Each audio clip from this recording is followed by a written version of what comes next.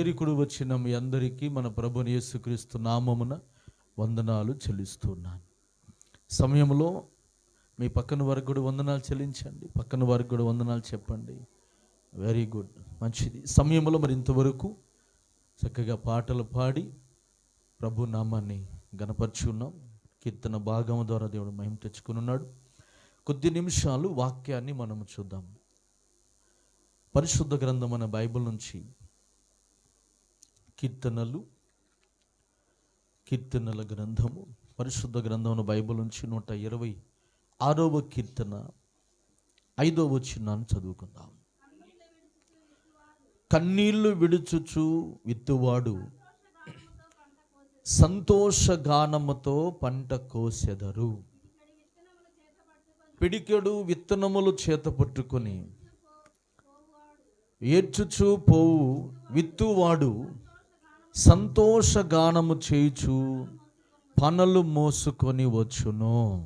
చాలు. దేవుని వాక్యాన్ని ఇక్కడ మనం పరిశీలన చేసినట్లయితే, కన్నీళ్లు విడుచుచు విత్తువాడు సంతోషగానముతో పంట కోసెదరు అంటున్నాడు. ఈ కీర్తన యాత్రా కీర్తనగా మనం చూస్తున్నాం. ఇశ్రాయేలు ప్రజలు బబులోను దేశంలో 70 సంవత్సరాలు బానిసలుగా ఉన్నట్లుగా మనం చూస్తున్నాం. వారు బానిసలుగా ఉన్నప్పుడు వారు ఎంతగానో కన్నీరు కార్చారు. 70 సంవత్సరాలు కన్నీరు కార్చారు. మనకంటూ మంచి దినాలు వస్తాయా? ఈ శర నుండి దేవుడు మనల్ని విడిపిస్తాడా? ఈ కష్టము నుండి దేవుడు మనల్ని రక్షిస్తాడా? మరలా తిరిగి మన దేశానికి మనం వెళ్ళగలుగుతామా? తిరిగి మన యొక్క దేవుని సన్నిధిలో మనము దేవుని ఆరాధించగలుగుతామా అన్నటువంటి ఆలోచనలతో వారు నింపబడి వారెంతగానో కన్నీరు కార్చి దేవుని సన్నిధిలో వారు ప్రార్థించినట్లుగా, మొరపెట్టినట్లుగా దేవుని వాక్యము స్పష్టంగా తెలియపరచబడుతుంది. అలాగ వారు 70 సంవత్సరాలు దేవుని యొక్క నామాన్ని బట్టి వారు బానిసలుగా వారు అనుభవించి, తరువాత అందరి యొక్క ప్రార్థన ఫలితంగా వారి కొరకు ప్రవక్తలు ప్రార్థించారు. అలాగనే ప్రజలు ఎంతగానో ప్రార్థించారు. యిర్మీయాతో దేవుడు చెప్పిన ప్రకారముగా తిరిగి వారు 70 సంవత్సరాలు గడిచిన తరువాత దేవుడు ఆ శర నుండి వారిని విడిపించినట్లుగా వాక్యము సెలవిస్తుంది. ఎప్పుడైతే వారిని ఆ శర నుండి విడిపించాడో, ఆ శర నుండి విడిపించబడిన తర్వాత బబులోను దేశము నుండి వారు ప్రయాణము చేస్తూ, యాత్ర చేస్తూ, వారు ఆ ప్రయాణములో నడుచుకుంటూ దేవుని స్తుతిస్తూ వారు ఏం చేశారో తెలిసి మాటను పలికినట్లుగా మనం చూస్తున్నాం. కన్నీళ్లతో విత్తువారు సంతోషగానముతో పంట కోసెదరు అని వాక్యం చెప్తుంది.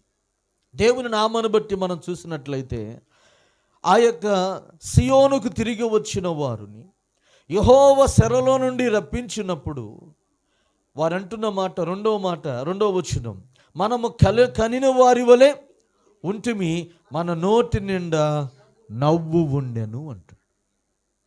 వారికి ఆ 70 సంవత్సరాలు ఎలా ఉందంటే కలగా ఉండిపోయిందంట. కల కనిన వారి వలె ఉండిపోతుంది అంటే దేవుడు అంత సంతోషముతో వారు నింపాడు. 70 సంవత్సరాలు కన్నీరు విడవని రోజు లేదు. వాళ్ళు అంత కన్నీరు వారు కార్చి దేవుని సన్నిధిలో ప్రలాపించారు, ఏడ్చినట్లుగా మనం చూస్తున్నాం. వారు అనుకున్నారు, ఇక మన జీవితం ఇంతే, మన కన్నీటిని దేవుడు చూస్తాడో లేదో, మనల్ని విడిపిస్తాడో లేదో, మనల్ని రక్షిస్తాడో లేదో అన్నటువంటి ఆలోచనతో వారు నిండి ఉన్నారు. అలాగనే ఇశ్రాయేలు ప్రజల వలె నీ జీవితంలో కూడా శరగుండును ప్రయాణిస్తున్నావేమో. దుష్టుడు అనేక రీతిలుగా నీ కుటుంబాన్ని గలిబిలి రేపుతున్నాడేమో. ఆరోగ్యపరమైనటువంటి సమస్య గుండను వెళ్తున్నావేమో. అసమాధానమైనటువంటి సమస్య గుండను వెళ్తున్నావేమో. అనేక వ్యక్తుల రీతిగా అనేక మాటలు, నిందలు, అవమానాల గుండా నువ్వు ప్రయాణము చేస్తున్నావేమో. అలాంటి పరిస్థితుల్లో నీవు నలిగిన స్థితిలో ఉండి, కృంగిన స్థితిలో నుండి దేవుడు నాకు ఎప్పుడు మంచి రోజులు ఇస్తాడా, దేవుడు నాకెప్పుడు కన్నీటి నుండి విడుదల కలిగిస్తాడా, లేక నా జీవిత కాలమంతా ఇలాగనే నేను కన్నీటితోనే సాగిపోవాలా అన్నటువంటి ఆలోచనతో ఒకవేళ నువ్వు సతమతం అవుతున్న స్థితిలో ఉన్నావేమో. ఇశ్రాయేలు ప్రజలను 70 సంవత్సరాలు బానిసత్వం నుండి విడిపించి దేవుడు వారి కన్నీటిని తుడిచి దేవుడు ఎలాగైతే సంతోషగానములతో నింపాడో అలాగనే ఈ యొక్క మధ్యాహ్న కాల సమయంలో నా దేవుడు నీ కన్నీటిని నాట్యముగా మార్చునుగాక. హల్లెలూయా. నా దేవుడు నీ కన్నీటిని సంతోషకరంగా దేవుడు మార్చునుగాక, సమాధానముతో దేవుడు నింపునుగాక. వారికి ఎప్పుడైతే సంతోషము కలిగిందో ఆ కన్నీరంట, లేకపోతే ఆ వేదనంట, లేక ఆ బాధంతా వారికి కలలాగా మారిపోయిందంట. వారి నోటి నిండా దేవుడు నవ్వు కలుగు చేశాను. Praise the lord. హల్లెలూయా. ఇశ్రాయేలు ప్రజలను చెర నుండి విడిపించిన దేవుడు దుష్టుని చెర నుండి, మనుషుల చెర నుండి, బలహీనత అనే చెర నుండి, అవమానం అనే చెర నుండి దేవుడు నిన్ను విడిపించి కన్నీటి నుండి దేవుడు సంతోషముతో దేవుడు నింపుతాడు. కన్నీటి నుండి దేవుడు సంతోషముతో నింపుతాడు. అందుకే వాక్యం చెప్తుంది కదా, కన్నీళ్లు విడుచుచు విత్తువారు సంతోషగానముతో వారు పంట కోసెదరు. కన్నీటిని విడుస్తున్నాను అనుకుంటున్నావేమో, ఒక రోజున సంతోషమని పంటను కోస్తావు. సంతోషమని పంటను కోస్తావు. చూడండి, విత్తనము విత్తిన తర్వాత పొలములో మరి దాని కొరకు ఎంత కష్టపడాలి, వ్యవసాయకుడు ఎంత కష్టపడాలి, విత్తనములు లేక పంట ఇంటికి చేరేంత వరకు ఎంత కష్టపడాలి, దానిని ఎంతో శ్రద్ధగా చూసి ఎంతగానో ఆ పంట విషయంలో శ్రద్ధ వహించి మందు వేసే టైంలో మందు వేసి, అలాగనే కలుపు తీసే టైంలో కలుపు తీసి, దానికి కావలసిన టైంలో నీరు పెట్టుకొని ఆ పొలమును ఎంత జాగ్రత్తగా కష్టపడి ఆ పని చేస్తే ఆ పంట ఇంటికి రాగానే ఆ రైతుకి లేక ఆ యొక్క వ్యవసాయకుడికి ఎలా ఉంటుందంట? సంతోషం ఉంటుందంట. సంతోషం ఉంటుందంట. ఒకవేళ ఇప్పుడు నువ్వు కన్నీటి గుండా వెళ్ళవచ్చు, ఇప్పుడు నీవు దుఃఖం గుండా వెళ్ళవచ్చు, ఇప్పుడు నీవు వేదన గుండా వెళ్ళవచ్చు, నీవు ఎదుర్కొంటున్న అనేక పరిస్థితులను బట్టి నీ కన్నీరు జలమయంగా మార్చబడచ్చు. కానీ ఒక రోజున సంతోషమనే పంటను కోయబోతున్నావు. హల్లెలూయా. సంతోషమనే పంటను కోయబోతున్నావు. దేవుడు నిన్ను సంపూర్ణమైన సంతోషముతో దేవుడు నింపే దేవుడై ఉన్నాడు. ఆయన మనలను విడిచిపెట్టేవాడు కానే కాదండి. తల్లి మరిచినా, తండ్రి విడిచినా ఆయన మనల్ని విడువని దేవుడు, ఎడబాయని దేవుడు. హల్లెలూయా. హల్లెలూయా. హల్లెలూయా. దీనుల ఎడల కృప చూపువాడా, నీ దాసుని దాటిపోకయ్యా. దీనుల ఎడల కృప చూపువాడా, నీ దాసుని దాటిపోకయ్యా. నీవే నాధారము, నీవే నాశ్రయము, నీవే నాధారము నా యేసయ్యా, నీవే నాశ్రయము. దీనుల ఎడల కృప చూపువాడా, నీ దాసుని దాటిపోకయ్యా. దీనుల ఎడల కృప చూపువాడా, నీ దాసుని దాటిపోకయ్యా. నీవే నాధారము, నీవే నాశ్రయము, నీవే నాధారము నా యేసయ్యా, నీవే నాశ్రయము. దీనుల ఎడల కృప చూపువాడా, నీ దాసుని దాటిపోకయ్యా.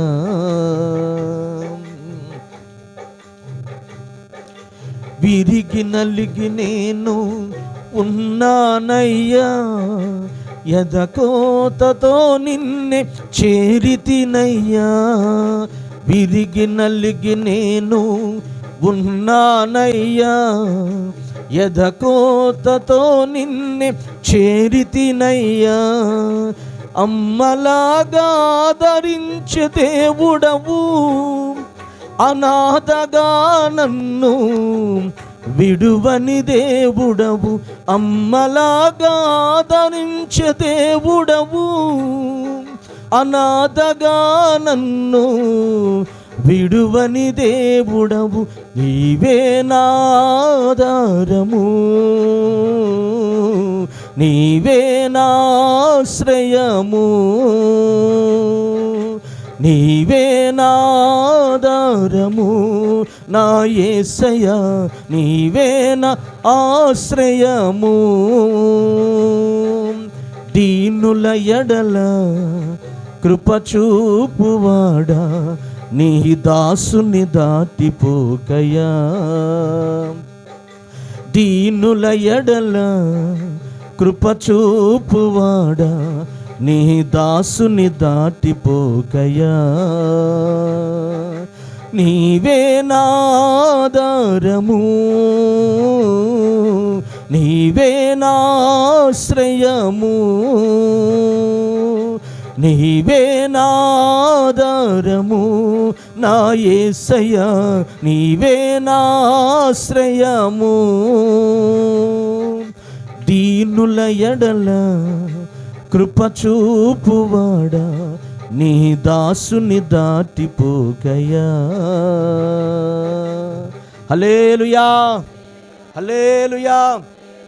కనుక దేవుడు మన కన్నీటిని నాట్యముగా మార్చేవాడు, నీ కన్నీటిని చూచేవాడు ఆయన.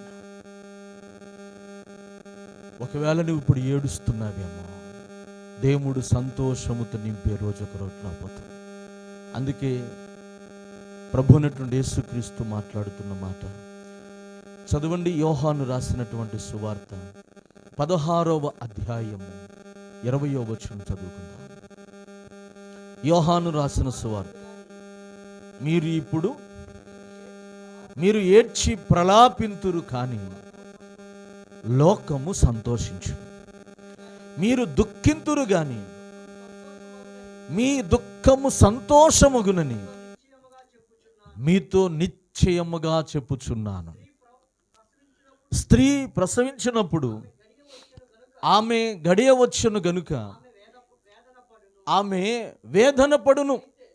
అయితే శిశువు పుట్టగానే లోకమందు నరుడొకడు పుట్టెనని సంతోషము చేత ఆమె ఆ వేదన మరి జ్ఞాపకము చేసుకున్నదు. హల్లెలూయా, హల్లెలూయా. ఆ వేదన మరి జ్ఞాపకము చేసుకున్నదంట. ఆ వేదనను మర్చిపోయిందంట. ఇప్పుడు మీరు దుఃఖపడుతున్నారేమో, ఇప్పుడు మీరు వేదనతో ఉన్నారేమో, ఇప్పుడు మరి మీరు కన్నీటి కూడా వెళ్తున్నారేమో, కానీ ఒక రోజున మీరు సంతోషించెదరు. లోకము ఇప్పుడు సంతోషిస్తూ ఉంది, కానీ నువ్వు ఇప్పుడు ఏడుస్తున్నావు. కానీ నువ్వు సంతోషించే రోజు ఒకటి ఉంది. ఆ రోజున నీ సంతోషాన్ని ఎవ్వరు కూడా తీసివేయలేరు. ఎవ్వరు కూడా నీవు పడుతున్న సంతోషాన్ని ఎవ్వరు కూడా తీసేయలేరు. నిత్య ఆనందము నువ్వు ప్రభుతో కూడా పొందుకుంటావు. హల్లెలూయా, హల్లెలూయా. ఆ దేవుడు నీకు నిత్య ఆనందాన్ని అనుగ్రహించే దేవుడు. ఒకవేళ నీ దుఃఖాన్ని చూసి ఎగతాళి చేయొచ్చు, నీ కన్నీటిని చూసి హేళన చేయొచ్చు. అలాగే నీ కలిగిన ఒంటరితనాన్ని బట్టి, అనారోగ్య పరిస్థితిని బట్టి, అసమాధానాన్ని బట్టి, నీ కలిగిన ఆర్థిక ఇబ్బందులు బట్టి అనేకులు నిన్ను తక్కువ చేసి మాట్లాడొచ్చు. అలాగనే పలు రకాలుగా నిందించవచ్చు. ఒకవేళ నిన్ను బాధించవచ్చు. ఒకవేళ నువ్వు కన్నీటి గుండా నువ్వు వెళ్తున్నావేమో, కన్నీరు అనేది ఎప్పుడు అలాగనే ఉండదు. కానీ సంతోషాన్ని దేవుడు ఒక రోజు నీకు ఇవ్వబోతున్నాడు. ప్రైజ్ ది లార్డ్, హల్లెలూయా. ఒక రోజున తండ్రి కుమార్తె కారులో ప్రయాణం చేస్తూ వస్తున్నారు. ప్రయాణం చేస్తూ వస్తూ ఉండగా వారు ప్రయాణం చేసేటప్పుడు చక్కగానే ఉంది వాతావరణం అంతా కూడా. ఎప్పుడైతే వారు ప్రయాణం చేసి కొంత దూరం ప్రయాణం చేశారో దారి మార్గంలో అన్ఎక్స్పెక్టెడ్గా తుఫాను రేపబడింది. తుఫాను, గాలి, భయంకరమైనటువంటి వర్షము వారిని ఆవరించేసింది. వారు కనీసం కారులో వారు ప్రయాణం చేయటానికి కూడా చాలా ఇబ్బందికరంగా ఉంది. ఆ కుమార్తె అంటున్న తండ్రిని, నాన్న మనం చేరవలసిన గమ్యానికి చేరగలుగుతామా? ఈ వాతావరణం మనల్ని ఆటంకకరంగా ఉన్నది, తుఫాను భయంకరంగా ఉన్నది, వర్షం భయంకరంగా ఉన్నది, గాలి భయంకరంగా ఉన్నది. ఇలాగే మనం ప్రయాణం ఎలా చేయగలుగుతాం? కారు ముందుకు వెళ్ళటానికి కూడా చాలా ఇబ్బందికరంగా ఉన్నది అన్నటువంటి మాటను కుమార్తె మాట్లాడితే ఆ తండ్రి అంటాడు, అమ్మ కొంచెం ముందుకెళ్ళి మనం ప్రయత్నం చేద్దాం అని చెప్పి, ఆ వాతావరణం అనానుకూలమైన పరిస్థితి కలిగినప్పటికీ కూడా ఆ తండ్రి నిదానంగానే చూసుకుంటూ జాగ్రత్తగా డ్రైవింగ్ చేస్తూ కారును అలాగనే ఆ తుఫానులో ఆ అలలను తట్టుకుంటూ సాగిపోతూ ఉన్నారు. కొంత దూరం పోగా ఇంక అక్కడ పోయినాక వర్షం లేదు, వాన లేదు, లేకపోతే గాలి లేదు, తుఫాను లేదు. కొంత దూరం ప్రయాణాన్ని కొనసాగించిన తర్వాత వాతావరణం అంతా కూడా మార్పు వచ్చేసింది. వారు ప్రశాంతంగా ఇక సంతోషంగా ఆ తండ్రి కుమార్తె చక్కగా కారులో వారు ప్రయాణం చేసి గమ్యానికి చేరగలిగారు. అలాగనే నీ ఆత్మీయ ప్రయాణములో నువ్వు కొనసాగేటప్పుడు తుఫానులాగా, గాలిలాగా, వర్షములాగా అనేకమైన సమస్యలను చుట్టుముట్టినప్పుడు కన్నీటి గుండా నువ్వు ప్రయాణం చేస్తున్న సమయాల్లో నేను ముందుకు సాగగలనా, సాధించగలనా, ముందుకు వెళ్ళగలనా అన్నటువంటి ఆలోచనతో ఒకవేళ సతమతమవుతున్నావేమో, అదే సమస్య అన్ని వేళలో ఉండదు, అన్ని సమయాల్లో ఉండదు. ఒక రోజు రాబోతుంది, ఒక సమయం రాకపోతుంది, నీకు విడుదల కలిగించే రోజు.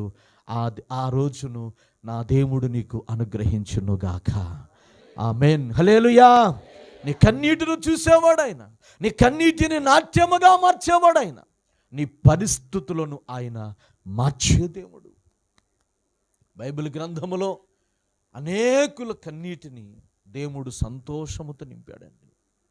ఎలాగా అనేది మనం చూసినట్లయితే, హిజ్కియాకు మరణకరమైన రోగం వచ్చింది. ఈ సందర్భాలు నేను చెప్పే సందర్భాలు మీకు అందరికీ పరిచయమైనటువంటి సందర్భాలే. నేను ఎక్కువ లోతుకు బాటల్లా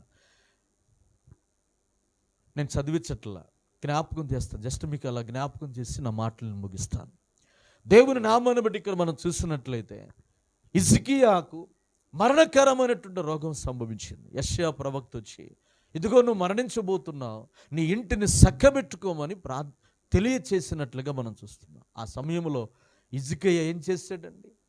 దేవుని యొక్క సన్నిధిలో కన్నీరు కార్చడం మొదలుపెట్టాడు. హిజ్కియాలోనికి భయం వచ్చేసింది, చనిపోతానే భయం వచ్చింది, ఆందోళన కలిగిన వాడుగా ఉన్నాడు. నెమ్మది లేదు, సంతోషము లేదు, సమాధానము లేదు. తాను రాజు వస్త్రములు తీసివేసి వెంటనే గోడ తట్టు తిరిగి దేవుని సన్నిధిలో ఏం చేశాడు? కన్నీరు కార్చడం మొదలుపెట్టాడు.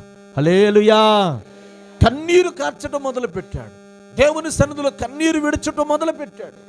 కన్నీటి కూడా తాను కొనసాగిపోతూ ఉండగా ఆ కన్నీటి ప్రార్థన దేవుడు ఆలకించెను. హల్లెలూయా.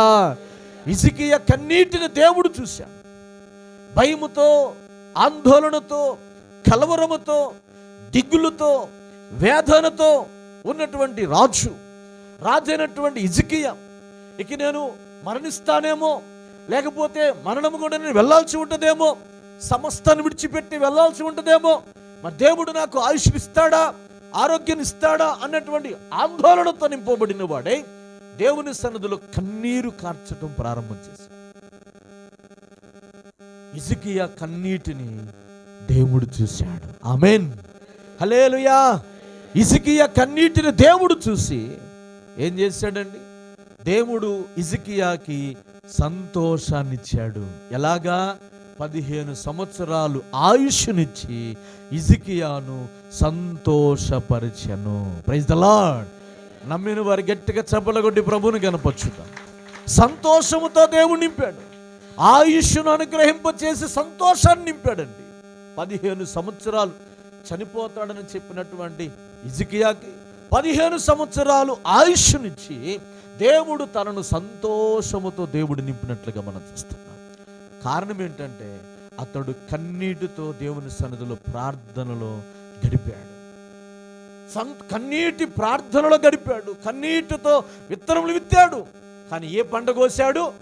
ఆయుష్. 15 సంవత్సరాల ఆయుష్ అనేటువంటి పంటను కోసి సంతోషించాడు. Praise the lord. హల్లెలూయా. హిజ్కియాను సంతోషపరిచిన దేవుడు ఈ సమయంలో హిజ్కియా కన్నీటిని చూసి హిజ్కియాను సంతోషపరిచిన దేవుడు ఈ యొక్క సమయంలో, ఈ మధ్యాహ్న కాల సమయంలో నీ కన్నీటిని దేవుడు చూసి నిన్ను సంతోషముతో నింపునుగాక. ఆమేన్. హల్లెలూయా, హల్లెలూయా. అలాగనే దేవుని వాక్యాన్ని మనం పరిశీలన చేసినట్లయితే మార్తా మరియా కన్నీటిని దేవుడు చూశాడు. మార్తా, మరియా, లాజరు వీరి సహోదరులు, వీదొక కుటుంబం. యేసయ్యను ప్రేమించిన కుటుంబం ఇది. ఆ బేతనీయ గ్రామంలోకి వస్తే యేసయ్య ఆ ఇంటిలోకి వెళ్తాడు. ఆ ఇంటిలో యేసుక్రీస్తు ప్రభు వారికి స్థానము వారు కల్పించారు. వారు ఎంతగానో దేవుని ప్రేమించిన కుటుంబం, ఎంతగానో దేవునికి ఆతిథ్యం ఇచ్చిన కుటుంబం, ఎంతగానో దేవుడంటే ఇష్టము కలిగిన కుటుంబం. అటువంటి కుటుంబములో విషాదము మొదలైంది. అనగా తన సహోదరుడైనటువంటి లాజరు ఏమయ్యాడు? వ్యాధిగ్రస్తుడై మంచాన పడి అతడు చనిపోయాడు. చనిపోయి సమాధి చేయబడ్డారు. సమాధి చేయడం జరిగింది. యేసు ప్రభు వారి కబరి పెట్టారు, కానీ ప్రభు రాలేదు. 4వ రోజున వచ్చాడు ప్రభు. సమాధి చేసిన తర్వాత 4వ రోజున ప్రభు వచ్చాడు.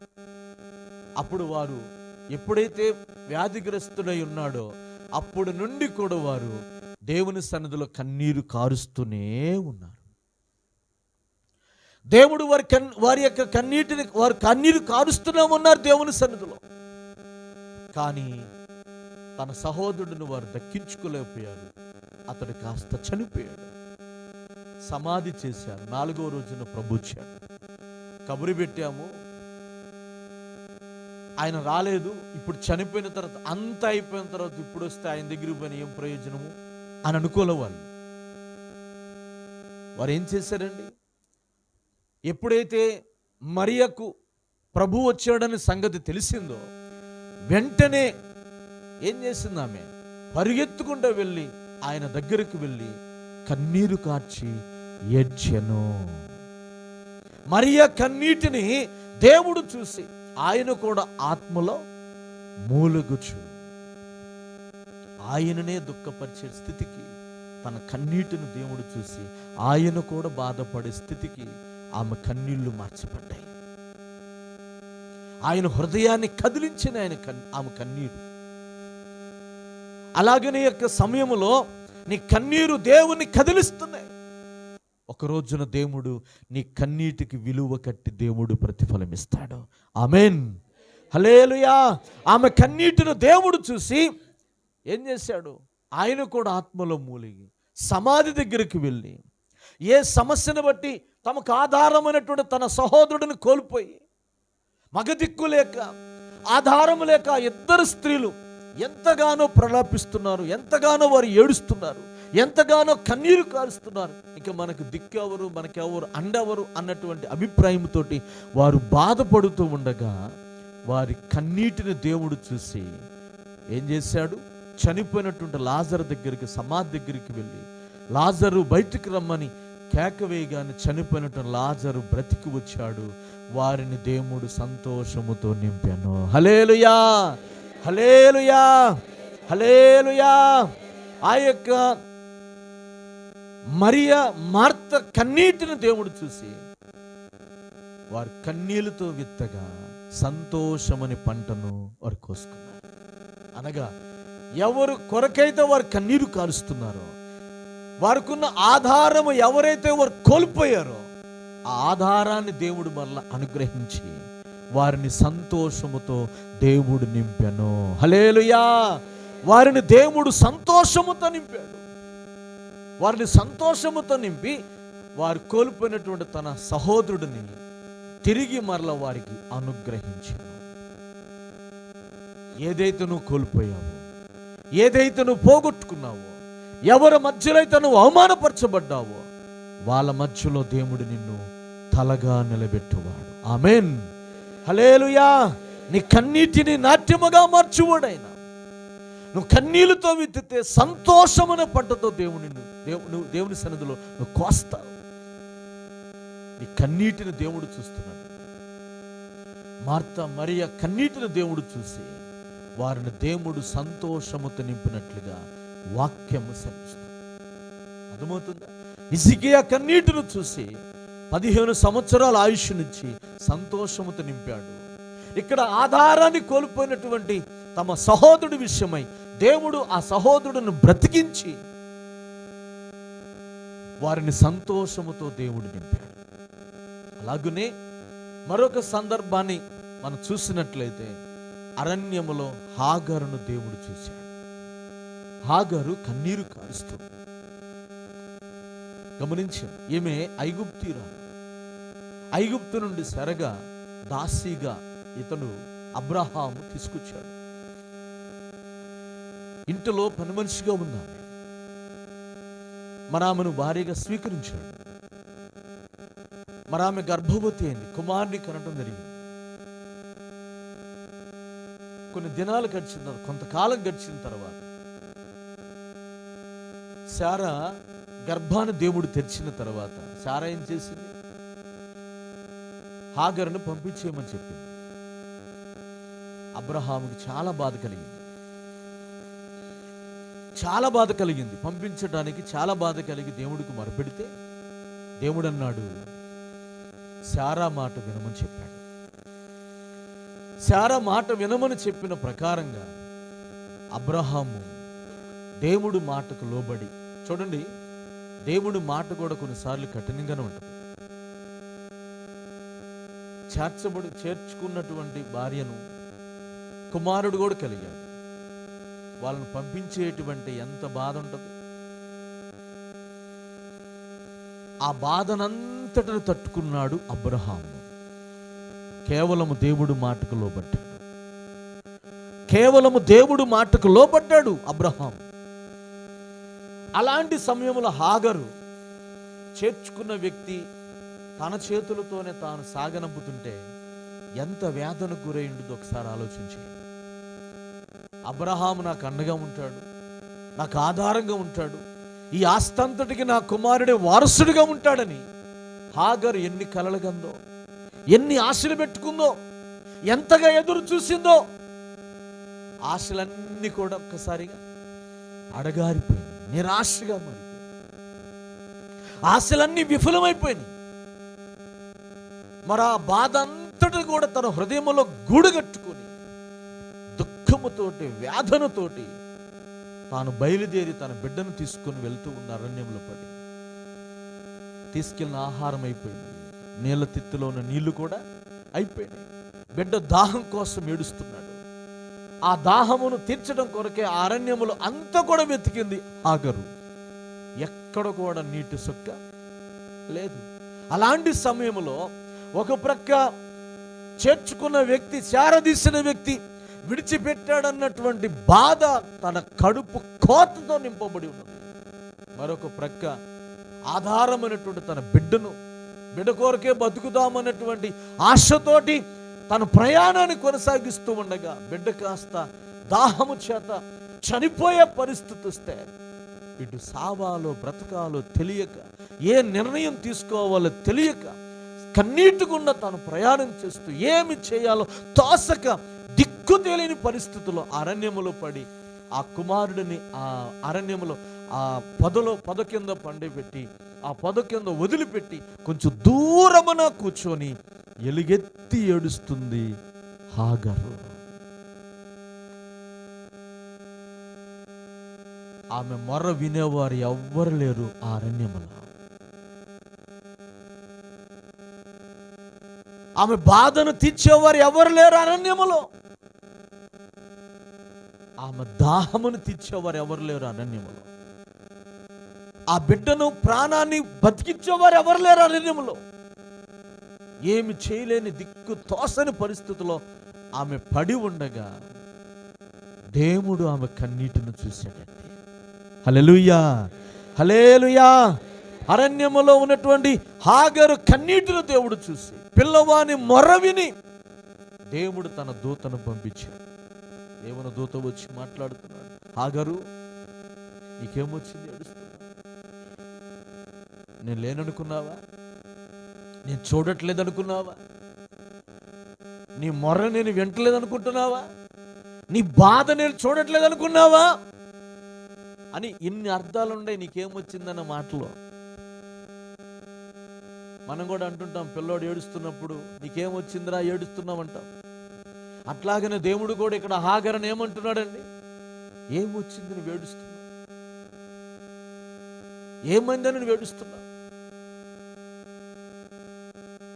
అని చెప్పి, భయపడకుము అని చెప్పి ధైర్యపరిచి అక్కడ నీటి ఓటను పుట్టించి వారి దప్పికను తీర్చి వారిని సంతోషముతో నింపాను. హల్లెలూయా, హల్లెలూయా. వారు కన్నీళ్లతో విత్తారు అన్నాడు. కన్నీటితో వారు ప్రయాణాన్ని కొనసాగించారు. కానీ దేవుడు ఏం చేశాడు? సంతోషముతో వారిని నింపాను.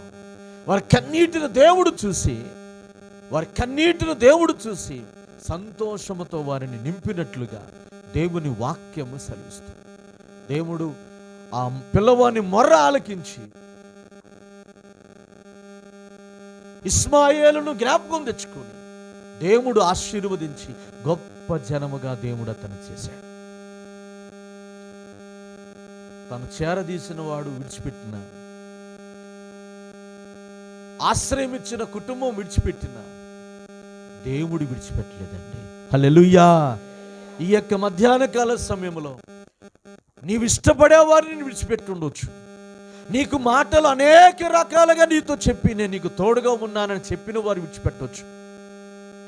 కానీ నా దేవుడు నిన్ను విడిచిపెట్టేవాడు కాదు, నిన్ను మర్చిపోయేవాడు కాదు. ఆయన నీ కన్నీటిని దేవుడు చూసి నిన్ను సంతోషముతో నింపేవాడు నా దేవుడు. ఆమేన్, హల్లెలూయా. హిజ్కియా కన్నీటిని చూసి 15 సంవత్సరాల ఆయుష్నిచ్చి సంతోషముతో నింపాడు. మార్తా మరియ కన్నీటిని చూసి వారు కోల్పోయిన ఆధారమైనటువంటి తన సహోదరుని బ్రతికింపచేసి వారికి ఆధారాన్ని కలిగించి సంతోషముతో నింపాడు. సమస్తాన్ని కోల్పోయి ఒంటరిగా ప్రయాణం చేస్తున్నటువంటి హాగరు కన్నీటిని దేవుడు చూసి తన కుమారుడిని బ్రతికించాడు. దేవుడు ఆశీర్వదించినట్లుగా దేవుని వాక్యము సెలవిస్తుంది. వారిని సంతోషముతో నింపినట్లుగా దేవుని వాక్యము సెలవిస్తుంది. కనుక ఈ యొక్క మధ్యాహ్న కాల సమయంలో ప్రియమైన దేవుని పిల్లారా, వారి కన్నీటిని చూసిన దేవుడు ఈ సమయంలో నీ కన్నీటిని కూడా ఆయన చూశాడు. నువ్వు కన్నీళ్లతో విత్తు దానిని సంతోషమనే పంటను నువ్వు కోస్తావు. ఒకవేళ నీ జీవితంలో ఇప్పుడు కన్నీటి అనుభవంలో కూడా నువ్వు వెళ్తున్నావేమో, ఒక రోజున సంతోషముతో దేవుడు నిన్ను నింపుతాడు. ఆ నిత్య రాజ్యములో ఒకవేళ ఈ లోకములో ఈ లోకపరంగా నీకేమైనా కలగకపోవచ్చు, కానీ ఆత్మ సంబంధంగా పరలోకమందు దేవుడు నిన్ను నిత్య ఆనందముతో దేవుడు నిన్ను నింపువాడే అన్నాడు. అర్థమవుతుందా? ఆ నిత్య ఆనందమును సంపాదించుకోవడం కొరకే కొంతకాలం ఈ కన్నీరు, కొంతకాలం ఈ వేదన, కొంతకాలం ఈ శ్రమ, కొంతకాలం ఈ బాధ. కనుక నీ కన్నీటిని చూసి దేవుడు నాట్యముగా మార్చేవాడు. ఆయన నువ్వు కన్నీళ్లతో విత్తుతున్నావేమో, సంతోషమనే పంటను ఒక రోజున నువ్వు కోస్తావు. అలాగే ఇక మన జీవితాలకు మార్పు రాదు అనుకున్నటువంటి ఇశ్రాయేలు ప్రజలకి దేవుడు ఆ శర నుండి విడిపించగానే వారి నోటి నిండా నవ్వు కలిగిందంట. వారు కలలాగా మారిపోయిందంట వారికి. అట్లాగనే దేవుడు కూడా నిన్ను సంతోషముతో నింపినప్పుడు నువ్వు పొందిన శ్రమంతా, నువ్వు కార్చిన కన్నీరంతా, నువ్వు పొందినటువంటి అవమానమంతా దేవుడు కలగా మారుస్తాడు. ఆమేన్, హల్లెలూయా. నేనైనా ఈ శ్రమలోంచి బయటకు వచ్చింది, నేనైనా ఇట్లాంటి పరిస్థితుల్లోంచి బయటకు వచ్చింది నీకు అనిపిస్తుందండి ఆ టైంలో. అటువంటి సంపూర్ణమైన సంతోషముతోటి నా దేవుడు నిన్ను నింపునుగాక. ఆమేన్. ప్రార్థన చేసుకుందాం. తల వంచండి, కళ్ళు మూసుకునండి, ప్రార్థన చేసుకుందాం. అందరం కూడా తల వంచండి, మోకరించండి, కళ్ళు మూసుకునండి, ప్రార్థన చేసుకుందాం. ప్రియమైన సహోదరి సహోదరుడా, ఈ సమయంలో దేవాతి దేవుడు నీతో నాతో మాట్లాడి ఉండగా, ఆయన మాట్లాడిన మాటలను బట్టి ఒక్క నిమిషం మనల్ని మనమే పరిశీలన చేసుకుందాం, మనల్ని మనమే పరీక్షించుకుందాం. దేవుని సన్నిధిలో ప్రార్థన చేద్దాం. నీ ఆత్మీయ స్థితిని ఒక్కసారి జ్ఞాపకం తెచ్చుకుందాం. కన్నీళ్ళు గుండా వెళ్తున్నావేమో, వేదన గుండా వెళ్తున్నావేమో, ఒంటరితనము గుండా వెళ్తున్నావేమో, అనారోగ్య సమస్య గుండా వెళ్తున్నావేమో, నిందలు అవమానాల గుండా వెళ్తున్నావేమో. దేవుడు నిన్ను సంతోషముతో నింపువాడే ఉన్నాడు. ఇశ్రాయేలు ప్రజలు 70 సంవత్సరాలు బబులోను దేశములో సెరగా వారు ఉండగా, ఇక మన జీవితాలకు మార్పు కలగదు, మన దేశములో మనం ప్రవేశించలేము, దేవుని సన్నిధిలో చేరి మనము ఆ సియోనులో యెరూషలేములో మనము దేవుని మందిరములో మనం ఆరాధించలేము అని అనుకున్నాను. 70 సంవత్సరాల ముగయిగానే వారి పట్ల దేవుడు వాగ్దానము చేసినట్లుగా వాగ్దానాన్ని జ్ఞాపకము తెచ్చుకొని ఆ ప్రజలను ఆ కన్నీటి నుండి విడిపించి సంతోషముతో వారిని నింపినట్లుగా నీ బ్రతుకును కూడా ఆ రీతిగా మార్చువాడు ఆయన.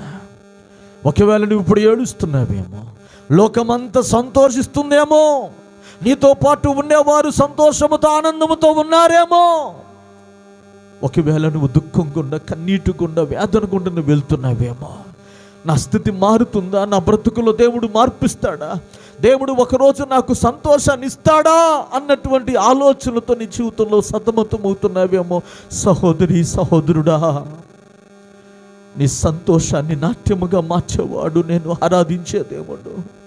నీ కన్నీటిని ఆయన చూస్తున్నాడమ్మా, నీ వేదన ఆయన చూస్తున్నాడయ్యా, నీ ఒంటరితనాన్ని ఆయన చూస్తున్నాడమ్మా, నీ పరిస్థితిని నీ ఇంటి వారు, నీ ఇరుగు పరుగు వారు, నీ భర్త, నీ భార్య నిన్ను అర్థం చేసుకోకపోయినా, నిన్ను అర్థం చేసుకున్నవాడు, నీ పరిస్థితిని చూస్తున్నవాడు, సమస్తాన్ని ఎరిగినవాడు, నీవు ఆరాధించే దేవుడు. ఆయన నిన్ను విడిచిపెట్టేవాడు కాదమ్మా.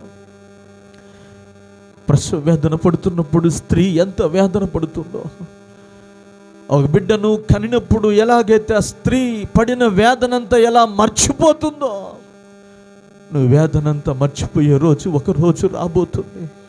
సంతోషముతో నింపబడే రోజు ఒకరోజు రాబోతుంది. నా దేవుడు నీ దుఃఖమును నాట్యముగా మార్చువాడు ఆయన. ఆయన సన్నిధిలో నీ హృదయంలో వేదనంతటిని ఆయన సన్నిధిలో విడిచిపెడతావా? నీ భారమంతటిని ఆయన మీద వేస్తావా? హిజ్కియా కన్నీటిని చూసి 15 సంవత్సరముల ఆయుష్తో సంతోషంతో నింపిన దేవుడు, మార్తా మరియ కన్నీటిని దేవుడు చూసి తమకు ఆధారమైనటువంటి తమ సహోదరుడిని మరలా అనుగ్రహింపచేసి వారిని సంతోషముతో నింపిన దేవుడు, అరణ్యములో హాగరు కన్నీటిని దేవుడు చూసి తమ బిడ్డను జ్ఞాపకము తెచ్చుకొని దాహమును తీర్చి తన సంతతిని ఆశీర్వదించిన దేవుడు, నిన్ను నీ కుటుంబాన్ని జ్ఞాపకం తెచ్చుకున్నవాడు ఆయన. నీ ప్రతి పరిస్థితులను మార్చువాడు ఆయన. ప్రార్థన చే దేవుని సన్నిధిలో నీ కన్నీటిని నాట్యముగా మార్చి నీ దుఃఖ దినములను నాట్యముగా మార్చువాడు ఆయన. అందుకొరకే నీ కొరకు నా కొరకు 2024 సంవత్సరాల క్రితం మనుష్యుడిగా ఈ లోకానికి వచ్చి నీ కొరకు నా కొరకు కొట్టబడి, గాయపరచబడి, అవమానపరచబడి, పిడిగుద్దులు కొత్తబడి, హింసించబడి, మరణించి పునరుద్ధానుడే తిరిగి లేచాడు ఆయన. ఆయన చేసిన త్యాగాన్ని జ్ఞాపకం తెచ్చుకొని మన భారాన్ని దేవుడి మీద వేసి దేవుని సన్నిధిలో మనము సాగిపోయే వరంగా ఉందాం. ఆయన పరలోకానికి ఆరోహణమై ఉన్నాడు. ఆయన త్వరగా రానై ఉన్నాడు. నిన్ను నన్ను నీ కొరకు నా కొరకు సిద్ధపరిచిన స్థలములోనికి ఆయనతో పాటు నివసింపచేయులాగున ఆయన తీసుకొని వెళ్ళటానికి రెండవ రాకడికి ఆయన రాబోతున్నాడు. సహోదరి సహోదరుడా, నిత్య ఆనందాన్ని నీకు ఇవ్వబోతున్నాడు ఆయన. ప్రభుతో కూడా యుగయుగాలు సంతోషించే ఆ జీవితాన్ని ఇవ్వబోతున్నాడు ఆయన. నీవు కార్చిన ప్రతి కన్నీటి బాష్ప బిందువును తుడిచే రోజు రాబోతుంది. ఒక రోజున అప్పగించుకుంటావా నీ జీవితాన్ని ప్రభువుకి? ఆరాధిస్తావా ప్రభువుని? ఆనుకుంటావా దేవుడి పైన? ఎంతకాలం మనుషులపై ఆనుకొని, మనుషులపై ఆధారపడి, మనుషుల వైపు చూసి ఎంతకాలము వ్యర్థముగా నీ కన్నీటిని వ్యర్థం చేసుకుంటా? దేవుడి వైపు చూడు. నీ కన్నీటి బాష్ప బిందును తుడిచివేసేవాడు ఆయన. సంతోష వస్త్రములతో, ఉల్లాస వస్త్రములతో నింపువాడు ఆయన. ప్రభుతో యుగయుగాలు మనము జీవించబోయే రోజు రాబోతుంది. ఇంత మంచి జీవితం నాకు ఇచ్చు దేవుడు ఉన్నాడని నేను ఎరుగక, ఇంత మంచి జీవితం నాకు ఇచ్చు దేవుడు ఉన్నాడని నేను ఎరుగక, ఎన్నో ఏండ్లు వ్యర్థమై పోయాను. నా యేసయ్య ఇంత మంచి దేవుడని ఎరుగక, ఎన్నో ఏండ్లు వ్యర్థమై పోయాను. నా యేసయ్య ఎంత మంచి దేవుడని ఎరుగక, ఇంత మంచి జీవితం నాకు ఇచ్చు దేవుడు ఉన్నాడని నేను ఎరుగక, ఇంత మంచి జీవితం నాకు ఇచ్చు దేవుడు ఉన్నాడని నేను ఎరుగక, ఎదలోని బాధలకు తాళలేక ఎందుకు బ్రతకాలని అనుకున్నాను. నా మదిలోని మనసులకు మనలేక ఈ మనుగడ ఏలని అనుకున్నాను. ఎదలోని బాధలకు తాళలేక ఎందుకు బ్రతకాలని అనుకున్నాను. నా మదిలోని మంటలకు మనలేక ఈ మనుగడ ఏలని అనుకున్నాను. మారాను మధురముగా మార్చిన మహనీయుడే నిన్ను మధురముగా మార్చెను. మారాను మధురముగా మార్చిన మహనీయుడే నిన్ను మధురముగా మార్చెను. ఎంత మంచి జీవితం నాకు ఇచ్చు దేవుడు ఉన్నాడని నేను ఎరుగక, ఎంత మంచి జీవితం నాకు ఇచ్చు దేవుడు ఉన్నాడని నేను ఎరుగక, ఎన్నో ఏండ్లు వ్యర్థమై పోయాను. నా యేసయ్య ఎంత మంచి దేవుడని ఎరుగక, ఎన్నో ఏండ్లు వ్యర్థమై పోయాను. నా యేసయ్య ఎంత మంచి దేవుడని ఎరుగక, ఎంత మంచి జీవితం నాకు ఇచ్చు దేవుడు ఉన్నాడని నేను ఎరుగక,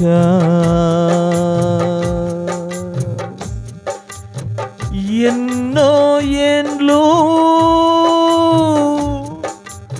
వ్యర్థమై పోయాను. యేసయ్య ఇంత మంచి దేవుడనే ఎరుగక,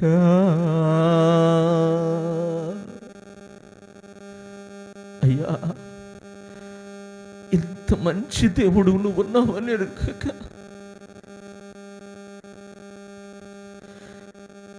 మనుషులపై ఆధారపడి మనుషుల వైపు చూసి సమస్యల వైపు చూసి కృంగిరి స్థితిలో ఉన్నావయ్యా. అరణ్యములో హాగరు కన్నీరు చూసిన దేవా, కన్నీరు చూడయ్యా. హిజ్కియా కన్నీరు చూసిన దేవా, కన్నీటిని చూడయ్యా. మార్తా మరియా కన్నీటిని చూసిన దేవా, కన్నీరు చూడు ప్రభువా. కన్నీటితో విత్తువాడు సంతోషమైన పంట కోస్తాడన్నావయ్యా. అటువంటి సంతోషకరమైన స్థితిని నాకు అనుగ్రహించు నాయనా అని వేడుకున్నాను. ప్రియమైన సహోదరి సహోదరుడా, ప్రార్థన చేస్తావా దేవుని సన్నిధిలో? ఒక్క నిమిషం వేడుకుంటావా దేవుణ్ణి? ఆయన విడువని వాడు, ఎడబాయని వాడు, మరువని దేవుడు ఆయన.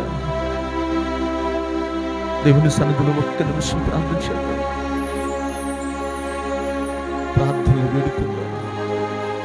ఎత్తబడిన మాటలను బట్టి ఈ సమయంలో ప్రార్థన చేసుకుందాం.